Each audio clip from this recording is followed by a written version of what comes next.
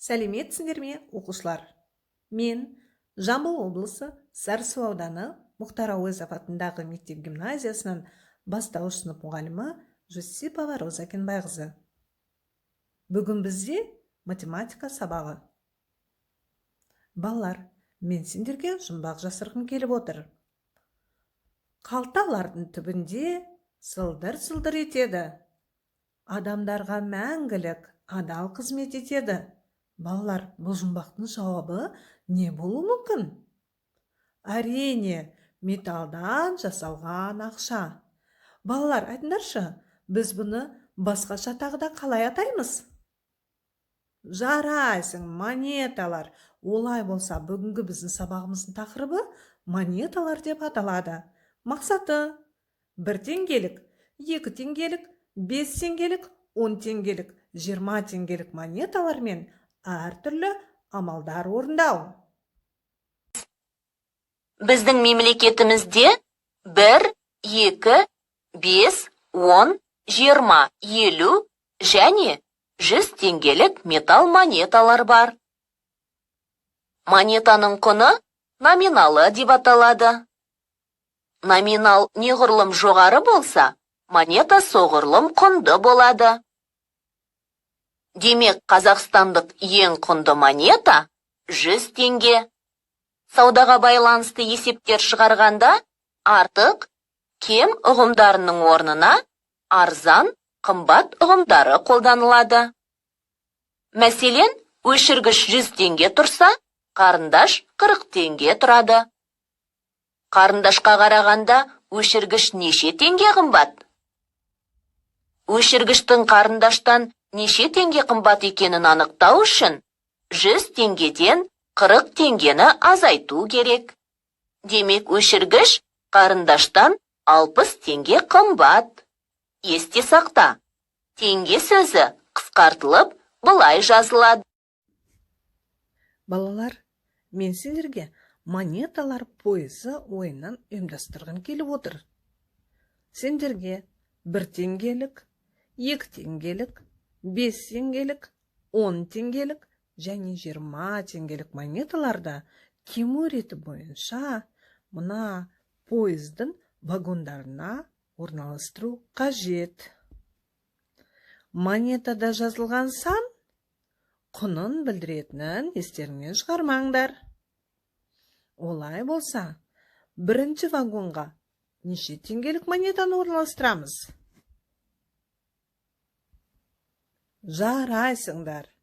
Құны бойынша ең үлкен монета 20 теңгелік.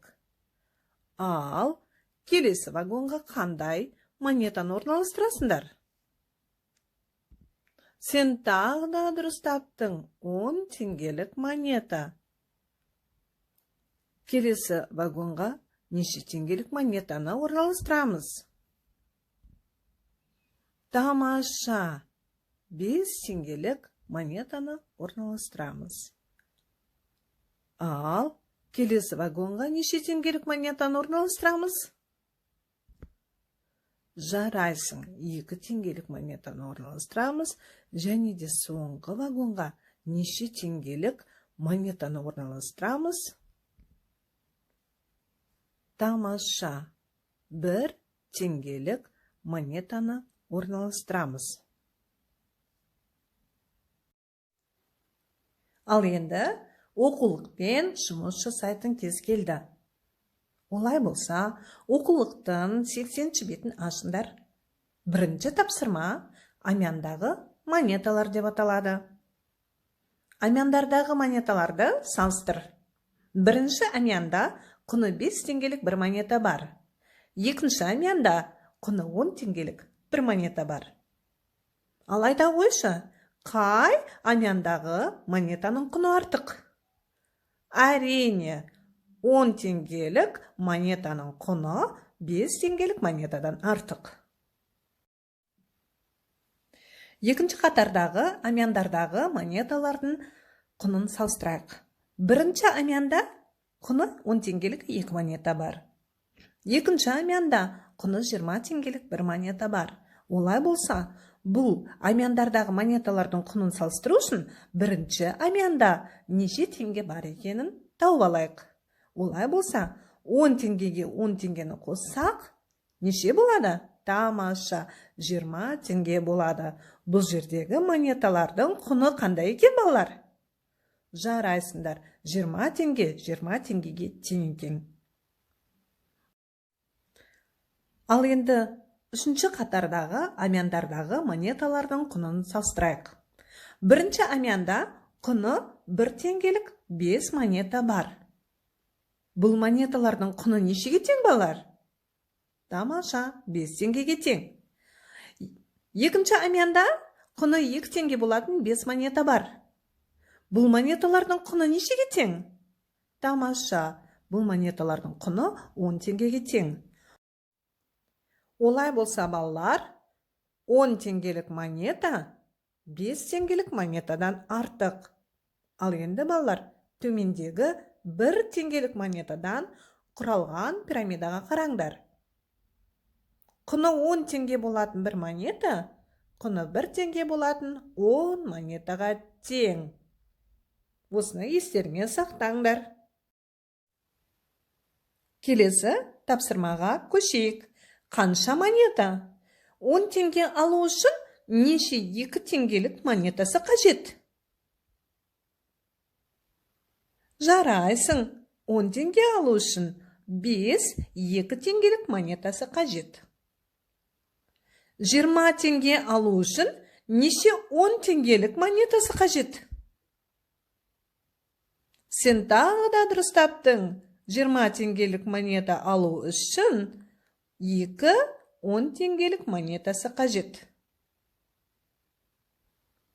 Келесі сұрақ. 20 теңге алу үшін неше 5 теңгелік монетасы қажет? Тамаша, 20 теңге алу үшін 4-5 теңгелік монетасы қажет. Келесі тапсырма ақшаны сана. Асанда 5 теңгелік 2 монета және 10 теңгелік 1 монета бар. Асанда барлығы қанша ақша бар? Оны табу үшін біз 5 теңгелік 2 монетаның құнын табуымыз керек. Олай болса, 5 теңгелік 2 монета неше теңгені құрайды? Жарайсыңдар, 10 теңгені құрайды. Оған тағы да 10 теңгені қоссақ, неше болады екен? Тамаша, 20 теңге болады. Яғни асанда барлығы 20 теңге бар. Келесі тапсырма орындап көр тапсырмасы. Монеталар қатарына қара және ондағы заңдылықты тап, қатені түзет. А тапсырмасында 1 теңгелік, 2 теңгелік, 5 теңгелік, 20 теңгелік, 10 теңгелік монеталар бар. Қандай қате байқадың, балақай? Тамаша, мұнда 20 теңге мен 10 теңгенің орны ауысып кеткен. Ал енді тапсырмасын қараңдар. 20 теңгелік, 5 теңгелік, 10 теңгелік, 2 теңгелік, 1 теңгелік монета бар. Бұл жерде қандай қате бар? Жарайсың, сен тағы да дұрыс таптың. 5 теңге мен 10 теңгенің орны ауысып кеткен. Ал балалар, айтыңдаршы, бұл жерде қандай заңдылық орындалған? Тамаша, тапсырмасында монеталар өсу ретімен орналасқан. Тапсырмасында монеталар кему ретімен орналасқан. Жарайсың. Ал енді шығарып көр тапсырмасы. 20 теңгеге тең сома алу үшін құны 1 теңгелік, 2 теңгелік, 5 теңгелік, 10 теңгелік болатын монеталардың нешеуін алу қажет? Құны бірде монеталарды қолдан. Мысалы, құны 1 теңге болатын 20 монета. Құны 2 теңге болатын неше монета? Тамаша, 10 монета. Құны 5 теңге болатын неше монета? 4 монета. Және де құны 10 теңге болатын неше монета табуымыз керек біз? Тамаша. Құны 10 теңге болатын 2 монетаны алсақ, бізде 20 теңгелік сумма шығады екен. Ал енді бүгінгі сабақта алған білімінді дәптермен жұмыс жасау барысында және де қалыптастырушы бағалау тапсырмасын орындау барысында қолдан қалыптастырушы бағалау тапсырмасын орындап болғаннан кейін фотоға түсіріп күнделік KZ сайтына жүкте.